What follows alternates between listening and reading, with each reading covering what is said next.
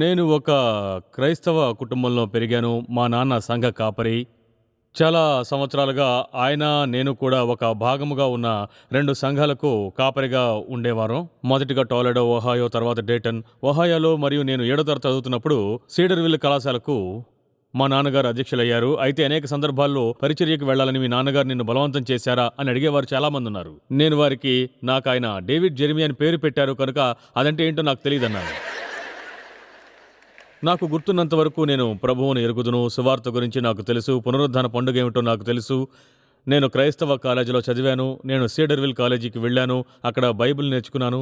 మరియు విశ్వాసం గురించి, లేఖనం గురించి నాకు బాగా తెలుసు. అయితే విశ్వాసమునకు పునరుద్ధానము ఎంత ముఖ్యమైనదో తెలుసుకోవడానికి డల్లాస్ వేదాంత కళాశాలలో 2వ సంవత్సరం చదివే వరకు గుర్తించకపోవడం చాలా ఆసక్తికరమైనటువంటి విషయం. మన విశ్వాసమునకు నిన్న జరిగినట్లే నాకింకా అది గుర్తున్నది. నేను డోనాతో కలిసి డల్లాస్‌లోని విద్యార్థులుగా ఉన్న సమయంలో గార్లాస్, టెక్సాస్‌లో ఉన్న ఒక స్థానిక సంఘంలో సభ్యులం. అయితే ఆ సంఘం వారు సంవత్సరంలో ఒక కాలంలో ప్రత్యేకమైన సమయంలో స్నేహపూర్వక విందును వాళ్ళు ఆచరించేవారు. ఈ స్నేహపూర్వక విందులో సంఘంలోని సభ్యులు వారితో ఒక స్నేహితుని లేక కుటుంబాన్ని విందుకు ఆహ్వానిస్తారు. అయితే రావడానికి ముందే వారితో మేము మా విశ్వాసము గురించి మాట్లాడతామని తెలియజేస్తారు. మరియు వారి విశ్వాసము చక్కగా వివరించగలిగిన ఒక ధనికుని ఆహ్వానిస్తారు. క్రీస్తు యొక్క ప్రాముఖ్యత గురించి వివరించేలా అతడు ప్రసంగిస్తాడు. అప్పటి వరకు నేను అటువంటి విందులో పాల్గొనలేదు కనుక తప్పక వెళ్ళాలనే ఆసక్తి నాలో ఉన్నది. ఇది నాకు బాగా నచ్చింది. ఇంకా ముఖ్యమైన విషయం ఏంటంటే హెడెన్ రాబిన్ గారు ఆ విందులో ప్రసంగిస్తున్నారని తెలిసి అప్పుడు నాకు మరింత ఆసక్తి కలిగింది. కనుక డోనా, నేను ఆ స్నేహపూర్వక విందుకు వెళ్ళాం.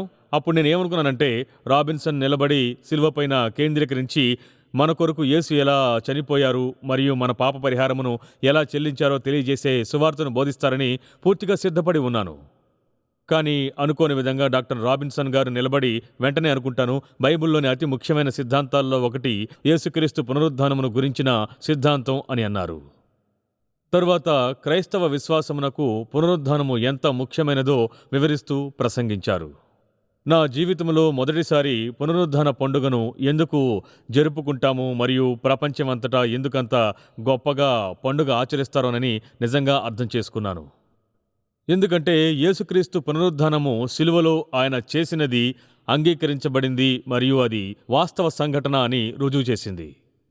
ఈరోజు నాకు గుర్తున్నట్టుగా ఆయన ప్రసంగంలోని కొన్ని ముఖ్యమైన విషయాలను తెలియజేయడానికి సమయాన్ని వెచ్చించాలనుకుంటున్నాను. ఆయన చెప్పిన వాటిలో ముఖ్యమైన విషయాలు నాకు గుర్తున్నవి. తర్వాత ఇంటికి వెళ్ళి వాటన్నిటినీ మరియు పునరుద్ధాన పండుగ ఎంత ముఖ్యమైందో లేఖనంలో నేను చూశాను. మరియు మీ హృదయములను తెరిచి ఈ ప్రసంగాన్ని వింటే మునుపు కంటే పునరుద్ధానము మరింత ప్రత్యేకంగా ఉంటుందని నేను విశ్వసిస్తున్నాను.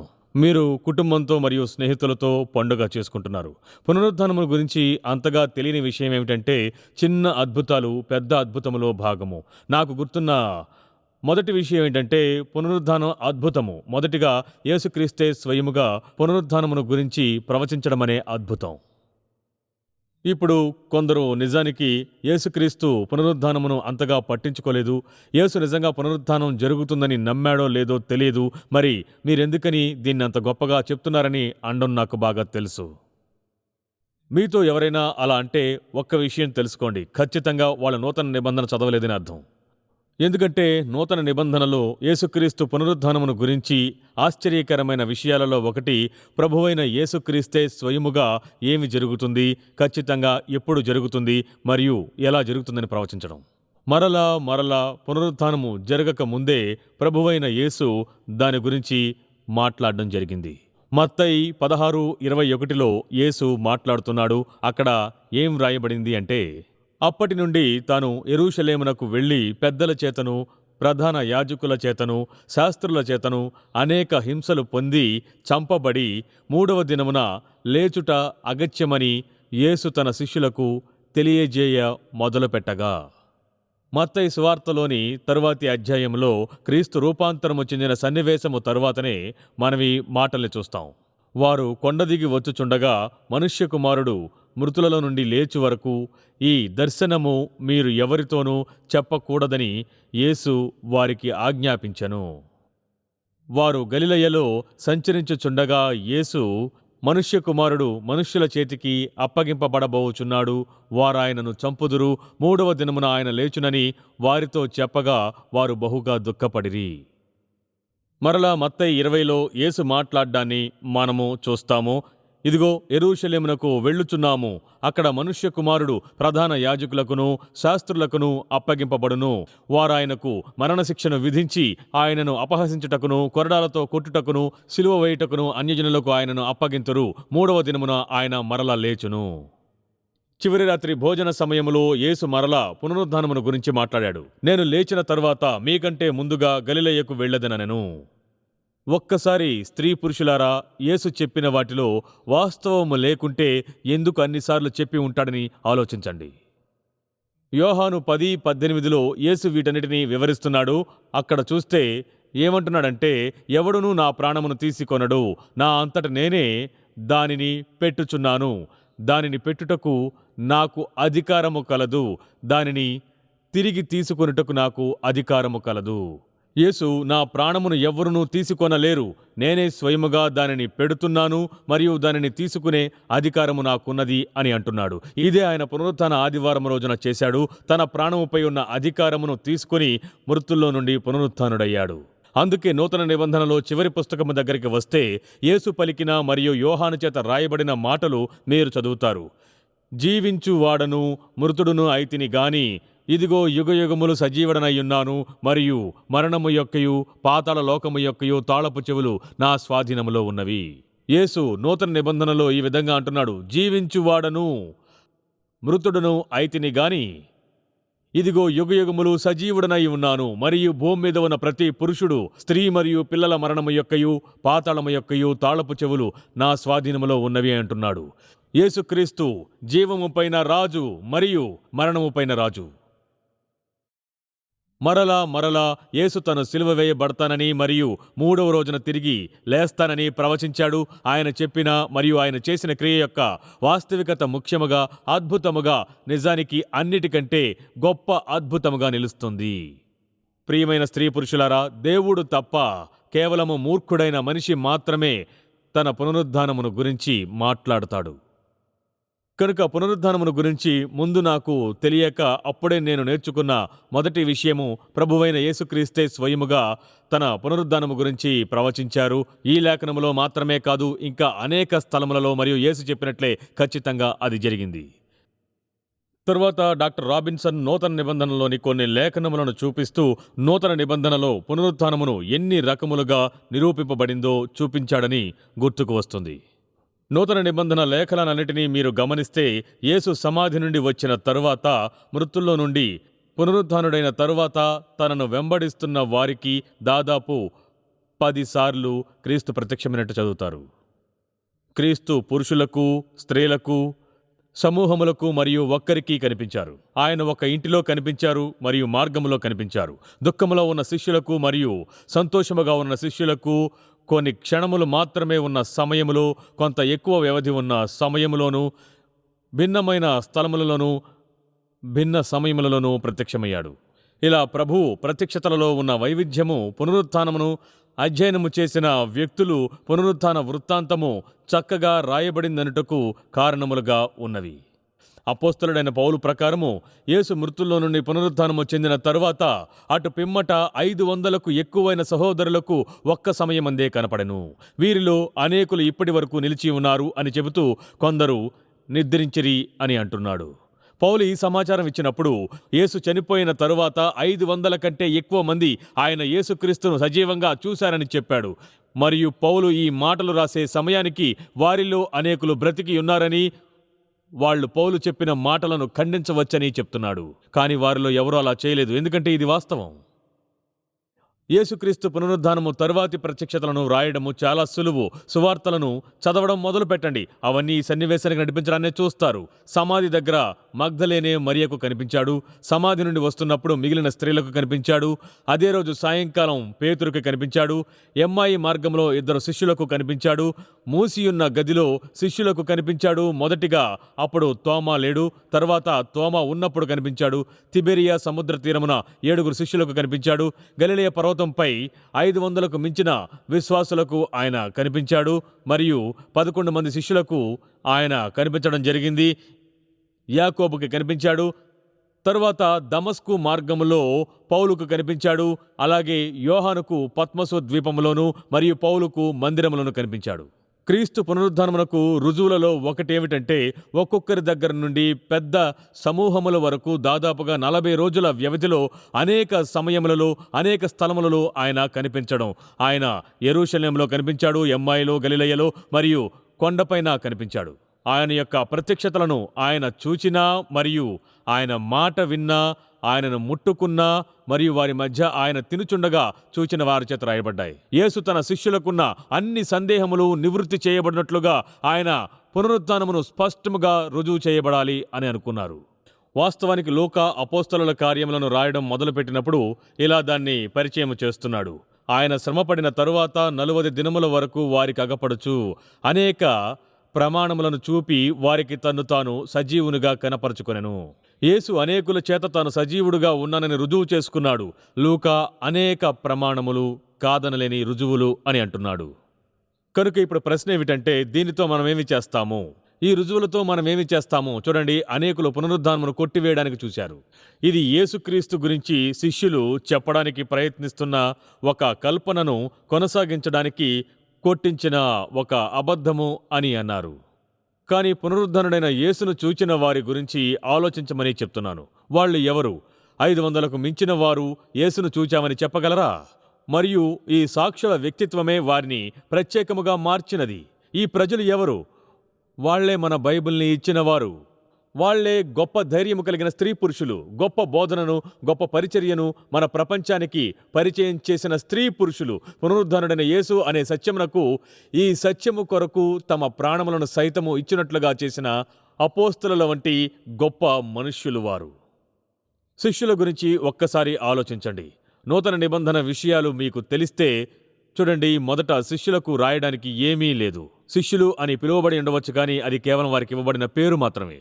ఎందుకంటే యేసు శ్రమ పెట్టబడి సిలువ వేయబడుతున్నప్పుడు ఆయన సిలువ వేయబడుతున్నాడు. మరియు లేఖనములో శిష్యుల గురించి రాయబడిన మాటను గనుక మీరు గమనిస్తే, వారందరూ అప్పుడు ఆయనను విడిచి పారిపోయిరి.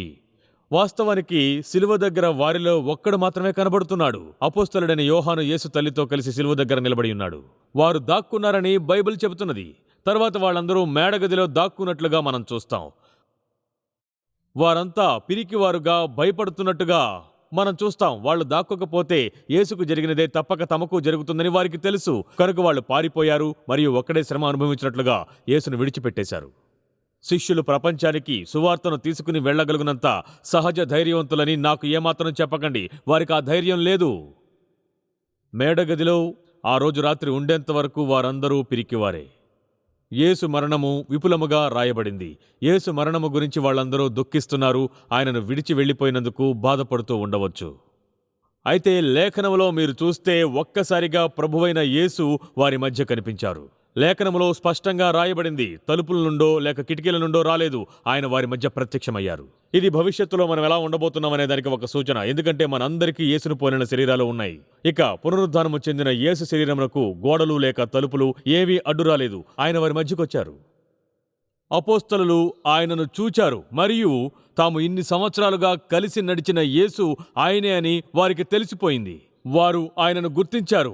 ఆయనే యేసు. ఆయన చేతులలో మేకుల ఘాట్లు చూచారు మరియు ఆయన ప్రక్కలో మరియు పాదములలో మేకుల చారలను వారు చూచారు. తమకు తెలిసిన మరియు తాము ప్రేమించిన సిలువలో మరణించిన ప్రభువైన యేసుక్రీస్తు ఈయనే ఖచ్చితముగా సజీవుడయ్యాడని సందేహము లేకుండా వారు తెలుసుకున్నారు. జరిగింది ఏమిటంటే, ఈ పిరికివాళ్లు గదిలోంచి బయటకు వెళ్ళి, ఇక వాళ్ళు పిరికివాళ్లు కాదు, కానీ సువార్త కొరకు వెలుగుతున్న సువార్తికులు. మరియు బైబిల్లో చూస్తే ఆ శిష్యులే పునరుత్థానుడైన క్రీస్తును చూచిన తరువాత వారి ప్రపంచము పూర్తిగా మారిపోవడం జరిగింది. సువార్తను అన్ని చోట్ల వాళ్ళు ప్రకటన చేస్తున్నారు. వారిని చెరసాలలో వేశారు. కానీ చెరసాలలో వేయబడిన వెంటనే ప్రభువు వారిని విడిపించేవాడు. మరలా అదే స్థలానికి వాళ్ళు వెళ్ళి సువార్తను ప్రకటించేవాళ్ళు. ఏదీ వారిని ఆపలేదు. ఇతరులు ఏమనుకుంటారనేది బిడియం వారికి లేదు. ఒక్క విషయం మాత్రం వారికి తెలుసు: సిలువ వేయబడిన యేసు ఇప్పుడు సజీవుడు. ఆయన పునరుద్ధానమునకు మేము సాక్షులము అని. అపోస్తలుల కార్యములు చదవండి. అపోస్తలుల కార్యములోని ప్రతి ప్రసంగము పునరుద్ధానము గురించే. కనుక పిరికివారుగా ఉన్న శిష్యులు ఇప్పుడు చాలా ధైర్యవంతులుగా మారిపోయారు. దానికి గల ఏకైక వివరణ తమ రక్షకుని పునరుత్థానము. ఇప్పుడు వారికి ఏ విధమైన సందేహము లేకుండా యేసే మెస్సయ్య అని వారికి తెలుసు. ఆయన ఒక్కడే తానెవరినని చెప్పుకున్నాడో దాని ప్రకారముగా పాత నిబంధన ప్రవచనములన్నిటినీ నెరవేర్చాడు. అపోస్తలుల జీవితములో వచ్చిన ఈ మార్పే పునరుత్థానములో ఉన్న ప్రభావమునకు చెప్పదగిన ఒక సాక్ష్యము.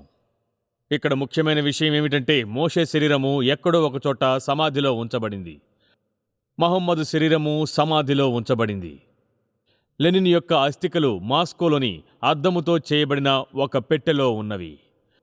ఆయన సమాధి పెట్టెపై ఇలా రాయబడింది: ఆయన ప్రజలందరికంటే, అన్ని దేశముల నాయకుల కంటే, అన్ని కాలములలోనూ గొప్ప నాయకుడు, నూతన మానవత్వానికి ఈయనే ప్రభువు, ఆయన లోకరక్షకుడు. కానీ 1924 జనవరి 20వ తారీఖున లెనిన్ పండుకున్న తర్వాత తిరిగి లేవలేదు. ఆ రాత్రి తర్వాత ఆయన మాటలు ఎవ్వరూ వినలేదు. భూమిపై నివసించిన మిగిలిన వారిలాగే అతను చనిపోయాడు. అతని జీవితం అంతమైపోయింది. లెనిన్ లోకరక్షకుడైతే మనం అందరం పెద్ద సమస్యలో ఉన్నట్టే. కానీ దేవుని వాక్య అధికారంతో నేను మరణించి తిరిగి లేస్తానని చెప్పిన యేసుక్రీస్తే లోకానికి రక్షకుడు అని, ప్రభువులకు ప్రభువు అని, రాజులకు రాజని చెప్పడానికే నేనిక్కడ ఉన్నాను. ఆయన ఒక్కడే మరణమును జయించాడు. అందును బట్టియే ఆయన మనకు నిత్య జీవమియ్యగలడు.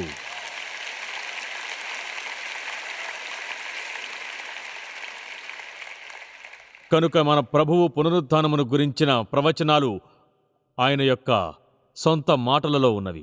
ఆయనను చూచిన మరియు జీవితాలు మార్చబడిన వారందరి రుజువులు మరియు నిదర్శనములు కూడా ఉన్నవి. అయితే కొందరు అవును, కానీ ఇవన్నీ చరిత్రలోనివి, నేటి సంగతి ఏమిటి అని అడుగుతూ ఉంటారు. మంచిది, నేటికిని పునరుత్థానమును వాస్తవమని తెలియజేసే కొన్ని రుజువులను నన్ను చెప్పనివ్వండి. క్రీస్తు పునరుత్థానము గురించి రుజువులన్నీ గడిచిన కాలంలోనివే కావు. పునరుత్థానము వాస్తవము అని మనకు గట్టిగా అరిచి చెప్పే 5 విషయాలు ప్రస్తుతము ఉన్నవని నేను అనుకుంటున్నాను. మొదటిది, క్రైస్తవ విశ్వాసం గురించి మాట్లాడుకుందాం. మీరిది గుర్తించారో లేదో నాకు తెలియదు, కానీ ఇది సంఘములో చాలా పెద్ద ఆదివారం.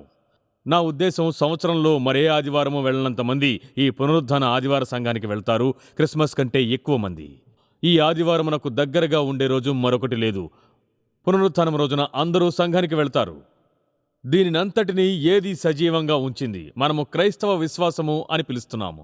మరియు ఈ క్రైస్తవ విశ్వాసమే పునరుత్థానము. క్రైస్తవ విశ్వాసము పునరుత్థానముతో ముడిపడి ఉంది. పౌలు అంటున్నట్టుగా, మరియు క్రీస్తు లేపబడి ఉండని ఎడల మేము చేయు ప్రకటన వ్యర్థమే, మీ విశ్వాసమును వ్యర్థమే, గనుక మేము దేవుని విషయమే అబద్ధపు సాక్షులముగా అగ్గుపడుచున్నాము. పౌలు పునరుత్థానము లేకుంటే క్రైస్తవ విశ్వాసమే లేదు అని అంటున్నాడు.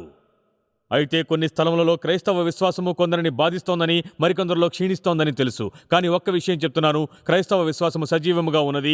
ఈ లోకములోని అనేక స్థలములలో ఇది ఎదుగుచున్నది మరియు అభివృద్ధి చెందుచున్నది. వందలు, వేలు మరియు లక్షలలో ఈ క్రైస్తవ విశ్వాస సువార్త చేత ప్రజలు ముట్టబడుతున్నారు. ప్రపంచంలోని క్రైస్తవ విశ్వాసమే అతిపెద్ద విశ్వాసము, మరియు ఇది యేసుక్రీస్తు యొక్క పునరుత్థాన ఫలితమే.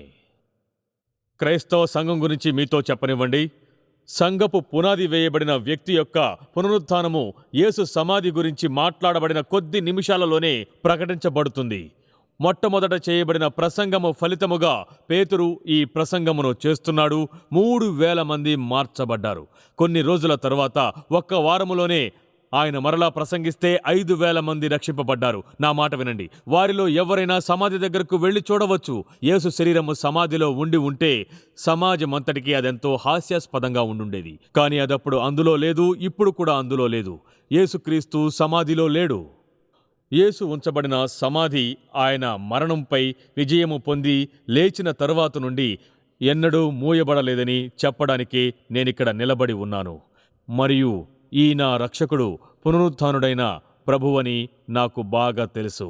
క్రైస్తవ సంఘము పునరుత్థానమునకు నేడున్న అత్యంత గొప్ప రుజువులలో ఒకటి క్రైస్తవ ఆదివారము. ఈ కథను చెప్పనివ్వండి. నీవు మరియు నేను ఆదివారమున సంఘములో పాల్గొనడమే పునరుత్థానమునకు ఒక గొప్ప రుజువు. అది ఎలా కుదురుతుందని మీరు అడగవచ్చు. గుర్తున్నదా?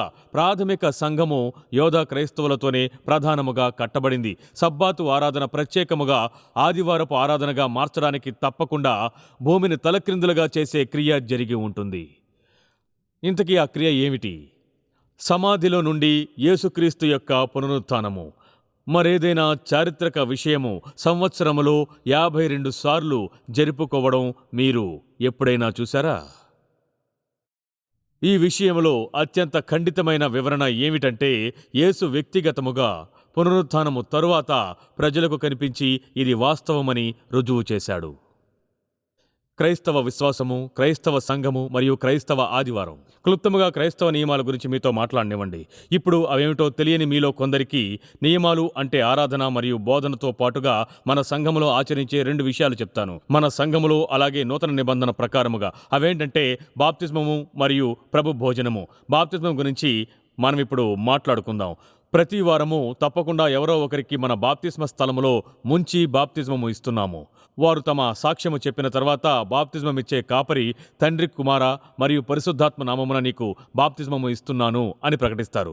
నీటిలోకి తీసుకుపోబడి తిరిగి బయటకు తీసుకుని రాబడతారు. మనం ఎలా చేసినా ప్రతిసారి యేసుకు జరిగిన దానికి మనమొక ఉదాహరణగా ఉంటున్నామని లేఖనము తెలియజేస్తున్నది.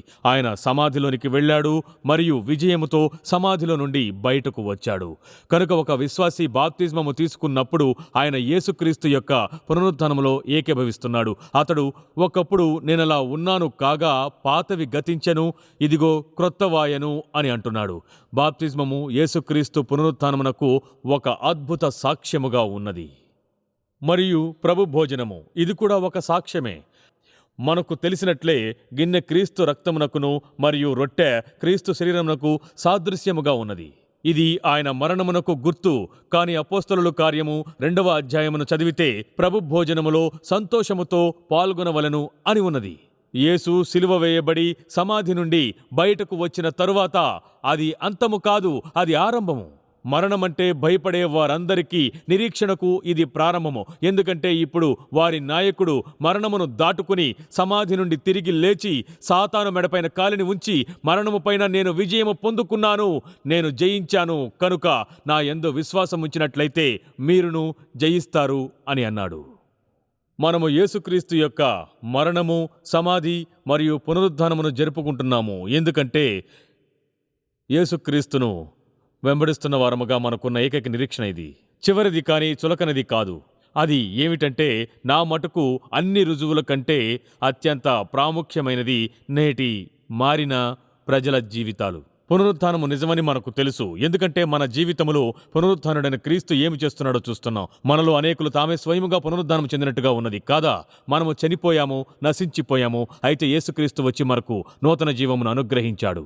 రక్షకుడు నేడు జీవిస్తున్నాడని నాకు తెలుసు. ఎందుకంటే ఆయన నా హృదయంలో నివసిస్తున్నాడు. ప్రజలు తమ హృదయాలను క్రీస్తుకు ఇస్తే ఏం జరుగుతున్నదో నేను ప్రతిరోజు చూస్తున్నాను. ఆయన అంతరంగము లోపల నుండి వారిని నూతన వ్యక్తులుగా మారుస్తున్నాడు. యేసు పునరుత్థానుడైన ఉదయం 2 స్త్రీలు సమాధి దగ్గరకు వెళ్లారు. ఎందుకు వెళ్లారు? సమాధిని చూడడానికి. అక్కడికి వెళ్ళిన తర్వాత యేసు శరీరమును చూడడానికి బదులుగా సమాధిపై 2 దూతలు కూర్చుని ఉండడం చూశారు. దూత ఆ 2 స్త్రీలతో, మీరు సజీవుడైన వారిని మీరెందుకు మృతులలో వెదుకుచున్నారు? ఆయన ఇక్కడ లేడు, ఆయన లేచియున్నాడు. ఈరోజు సమాధి దగ్గర ఉన్న స్త్రీలలా మీరు జాగ్రత్తగా ఉండకపోతే సజీవుడైన వారిని మృతులలో వెతికే వారముగా ఉంటాము. క్రీస్తును వెంబడిస్తున్న వారమైన శాంతిని, నిరీక్షణను మరియు క్షమాపణను మరెక్కడో మనము వెతుకుతున్నాము. లోకము దానిని ఇవ్వలేదు, ఎందుకంటే ఆయన లోకములో లేరు. మనము అనేకసార్లు శాంతి, నిరీక్షణ మరియు క్షమాపణను మృతులలో వెతుకుతూ ఉంటాం. కానీ ఆయన అక్కడ లేడు, ఆయన లేచి ఉన్నాడు. మీ నిరీక్షణను అక్కడ వెతకండి. నా నిరీక్షణ అక్కడ లేదు, నా నిరీక్షణ యేసుక్రీస్తులో ఉన్నది. అదే లోకంలో ఉండుంటే ఈరోజు నా జీవితం అగమ్యగోచరంగా ఉండేది. ఆయన లేచి ఉన్నాడు, ఆయన సజీవుడు. సజీవుడైన వారిని మృతులలో వెతికే వారిగా ఉండకండి. ఆమెన్. ఒకరోజు యేసు లాజరు సమాధి దగ్గర నిలబడి లాజరు అక్కతో మాట్లాడుతున్నాడు. ఎందుకంటే లాజరు చనిపోయాడు. అతడు సమాధిలో ఉన్నాడు. అతడు చనిపోయాడు, కుళ్ళిపోవడం మొదలైందని బైబిల్ చెబుతున్నది. అతడు కుళ్ళిపోబోతున్నాడు. అయితే యేసు లాజరు అక్కతో మాట్లాడడానికి ప్రయత్నిస్తున్నాడు. ఆమెతో ఆయన ఏమన్నాడో వినమని కోరుతున్నాను. ఆయన ఏమన్నాడంటే, అందుకు యేసు పునరుద్ధానమును జీవమును నేనే. నా యందు విశ్వాసముంచువాడు చనిపోయినను బ్రతుకును, బ్రతికి నా యందు విశ్వాసముంచు ప్రతివాడును ఎన్నటికిని చనిపోడు. ఈ మాట నమ్ముచున్నావా? వావ్! యేసు ఏమన్నాడు? నేనే యేసును, నేనే పునరుద్ధానమును మరియు జీవమును. నా యందు విశ్వాసముంచువాడు చనిపోయినను బ్రతుకును అని చెప్పాడు. అది 2 సార్లు చెప్పిన మాటలు అనిపిస్తోంది. ఆయన ఉద్దేశం ఏమిటి? మరణము అనే మాటకు 2 అర్థాలున్నాయి. మరణం అనే మాటకు 2 అర్థాలు ఉన్నాయి. మరణం అనే పదానికి ఉన్న అర్థము వియోగము. కనుకనే మరణము అంటే మొదట శారీరకంగా నీ శరీరము నుండి ప్రాణమునకు వియోగము. నీవు చనిపోయినప్పుడు నీ ప్రాణము శరీరమును విడిచి వెళ్ళిపోతుంది. నీ శరీరం ఇక్కడ ఉండిపోతుంది. కానీ నీవిక్కడ లేవు. ఎందుకంటే నిజమైన నీవు వెళ్ళిపోయావు. నూతన నిబంధనలో చూస్తే క్రైస్తవుడవుగా నీవు చనిపోయినప్పుడు శరీరమును విడిచి ప్రభువు దగ్గరకు వెళ్ళడమని చెప్పబడుతున్నది. కనుక మరణము మొదటిగా శారీరకమైంది. శారీరకంగా మనము చనిపోయినప్పుడు మన ప్రాణము శరీరం నుండి వేరు చేయబడుతుంది. కానీ 2వ రకమైన మరణము ఉన్నదని బైబిల్ తెలియజేస్తున్నది. ఈ మరణముతో నీవు ఆటలాడాలని ఎన్నడూ అనుకోవు. 2వ మరణము అంటే దేవుని నుండి శాశ్వతముగా నీ ప్రాణము విడిపోవడము. ఇప్పుడు వెనక్కి వెళ్ళి నాతో వచనాన్ని మరలా చదవండి. యేసు చెప్పెను, అందుకు యేసు పునరుద్ధానమును జీవమును నేనే. నా యందు విశ్వాసముంచువాడు శారీరకంగా చనిపోవును, కాని ఆత్మీయముగా ఎన్నటికీ చనిపోడు, బ్రతుకును. బ్రతికి నా యందు విశ్వాసముంచు ప్రతివాడును ఎన్నటికీ చనిపోడు, ఎప్పటికీ దేవుని నుండి విడిపోడు. తర్వాత యేసు ఆమెను అడిగాడు, ఈ మాట నమ్ముచున్నావా అని. ఇదే ఈరోజు నేను మిమ్మల్ని అడగాలనుకుంటున్నాను. ఈ మాట మీరు నమ్ముతున్నారా? ఇది మీ ఆలోచనలో లేక మనోభావాల గురించో కాదు. నేను ఆయనను విశ్వసిస్తున్నాను అని నిర్ణయించుకోవడం. ఈ నిర్ణయం నీవు తీసుకుంటే ఆయన నీ హృదయంలోనికి వచ్చి నివసిస్తాడు. నీవు నమ్మవు, ఆయన నీ పైన తన ప్రణాళిక ప్రారంభిస్తాడు. ఆయన మరలా నీ అంతరంగమును మారుస్తాడు. ఆయన యందు విశ్వాసముంచితే నీవెలాంటి వ్యక్తిగా ఉండాలనుకుంటున్నావో అలా నిన్ను మారుస్తాడు.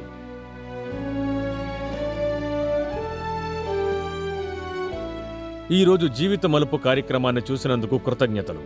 దేవుని వాక్యము చేత ప్రోత్సహించబడ్డారని మరియు మన సజీవుడైన దేవునితో సహవాసము కలిగి ఉండడం అంటే ఏమిటో తెలుసుకున్నారని విశ్వసిస్తున్నాను.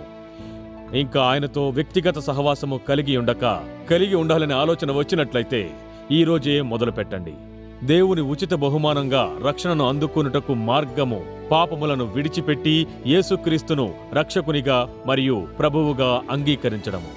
ఈరోజు ఈ విశ్వాసపు అడుగు తీసుకున్నట్లయితే మీ దగ్గరలో ఉన్న నమ్మకమైన పరిచర్యకు గాని లేక స్థానిక సంఘమునకు గాని వెళ్ళి మీ నిర్ణయమును వారికి తెలియజేయమని ప్రోత్సహిస్తున్నాను.